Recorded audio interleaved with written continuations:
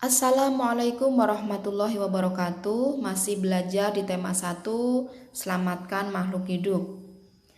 Masih ingat ya, kita kemarin sudah belajar tentang penyerbukan, pengertiannya, dan juga macam-macamnya. Kita ulang lagi sedikit. Macam-macam penyerbukan ada 4. Yang pertama, penyerbukan sendiri, yaitu penyerbukan yang terjadi pada satu bunga. Kemudian penyerbukan tetangga, yaitu penyerbukan yang terjadi pada 2 bunga tetapi masih satu pohon. Penyerbukan silang, yaitu penyerbukan yang terjadi pada 2 bunga, beda pohon dan juga tapi masih satu jenis tanaman. Kemudian penyerbukan bastar, yaitu penyerbukan yang terjadi pada 2 bunga, lain pohon dan lain jenis tanaman. Nah, proses perkembangbiakan yang mengalami penyerbukan terlebih dahulu itu disebut dengan perkembangbiakan secara kawin atau generatif. Sekarang, tumbuhan apa saja yang berkembang biak secara generatif? Masih ingat bahwa proses penyerbukan nantinya itu bisa menghasilkan buah dan biji. Berarti tumbuhan-tumbuhan yang menghasilkan biji itu berkembang biak dengan cara generatif. Kita sebutkan contohnya, misalnya ada tumbuhan mangga, jambu air, tumbuhan cabai, dan tumbuhan kapas. Itu semuanya menghasilkan biji. Maka berkembang biak dengan generatif atau secara kawin.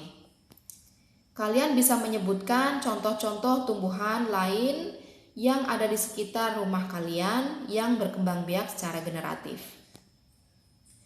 Nah, selain generatif, tumbuhan juga berkembang biak dengan cara lain. Sekarang kita belajar tentang cara-cara perkembangbiakan tumbuhan. Bahwa perkembangbiakan tumbuhan itu ada 2 cara. Yang pertama, generatif atau secara kawin. Yang kedua, vegetatif atau secara tidak kawin. Untuk vegetatif sendiri ada 2 cara, yaitu vegetatif alami dan vegetatif buatan. Vegetatif alami adalah perkembangbiakan tumbuhan secara tidak kawin tanpa melalui bantuan manusia. Untuk vegetatif buatan melalui bantuan manusia. Vegetatif alami ini dengan cara misalnya spora. Ada juga dengan cara tunas. Ada tunas adventif atau tunas daun. Kemudian umbi batang, umbi lapis, umbi akar, akar tinggal, dan geragi atau stolon. Kemudian untuk vegetatif buatan itu melalui misalnya ada stek, okulasi atau menempel, mengenten atau menyambung, dan merunduk. Nah, untuk contoh-contoh tumbuhannya yang berkembang biak dengan cara vegetatif, kita akan pelajari di kesempatan berikutnya, ya. Untuk kali ini kita belajar tentang cara perkembangbiakannya terlebih dahulu.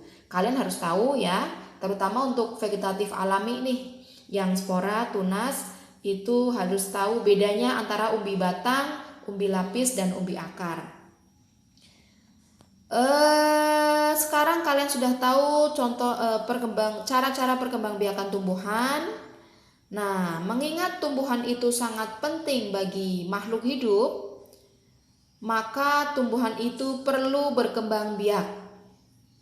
Manfaat perkembangbiakan bagi tumbuhan itu sendiri adalah untuk memperbanyak diri dan keturunannya agar tidak punah. Pada perkembangbiakan vegetatif buatan, bermanfaat untuk menghasilkan jenis tumbuhan baru atau yang mempunyai kualitas yang lebih baik. Itu untuk vegetatif buatan ya. Tadi ada stek, menempel, mengenten, merunduk, itu bisa menghasilkan tumbuhan jenis baru atau bahkan kualitas yang lebih baik. Nah, mengingat tumbuhan itu sangat penting bagi manusia dan hewan juga, bagaimana seharusnya sikap kita terhadap tumbuhan? Ya, betul. Kita harus bersyukur bahwa Allah sudah mengkaruniai kita berbagai macam jenis tumbuhan yang dapat memenuhi kebutuhan kita manusia khususnya. Ya. Nah, bersyukur itu dengan cara bagaimana? Dengan cara menjaga keberlangsungan hidupnya. Terutama untuk tumbuhan-tumbuhan yang mungkin hampir punah, ya. Biasanya dilakukan dengan berbagai cara agar tumbuhan itu mampu berkembang biak. Bersyukur merupakan salah satu bentuk takwa kepada Tuhan Yang Maha Esa. Nah, takwa kepada Tuhan Yang Maha Esa ini merupakan salah satu contoh perilaku yang mencerminkan sila pertama Pancasila, ketuhanan Yang Maha Esa. Contoh-contoh lain yang mencerminkan sila pertama itu apa saja? Selain takwa kepada Tuhan Yang Maha Esa, yaitu menghormati agama lain.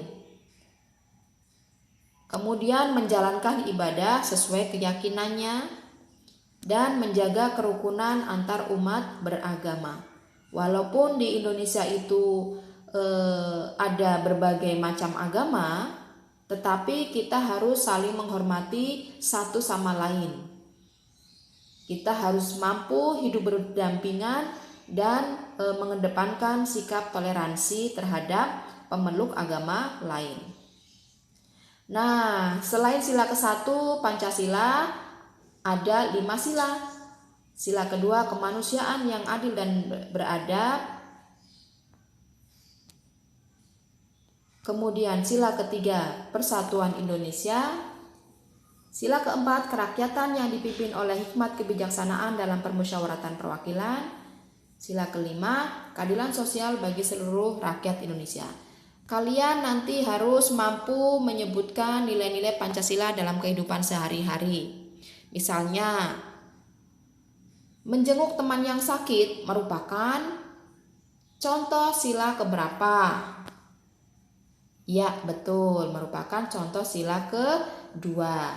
Kemudian di situ ada gambar misalnya sedang bekerja kelompok. Merupakan sila yang keberapa? Bisa masuk ke sila 3. Dan juga di situ ada salah satu contohnya itu mengantri. Antri merupakan salah satu contoh nilai-nilai dalam kehidupan sehari yang mencerminkan sila kelima, adil, keadilan sosial bagi seluruh rakyat Indonesia. Kemudian ada itu sedang bermusyawarah, ya, maka itu merupakan salah satu contoh sila keempat Pancasila. Nah, untuk pembelajaran hari ini Ibu rasa cukup sekian. Silahkan kalian kerjakan tugas-tugas yang Ibu berikan di WA Group, dibaca, kemudian tugasnya dikirim melalui foto japri. Terima kasih, mudah-mudahan kalian paham. Jika ada yang kurang paham, boleh ditanyakan melalui WA ya. Terima kasih. Assalamualaikum warahmatullahi wabarakatuh.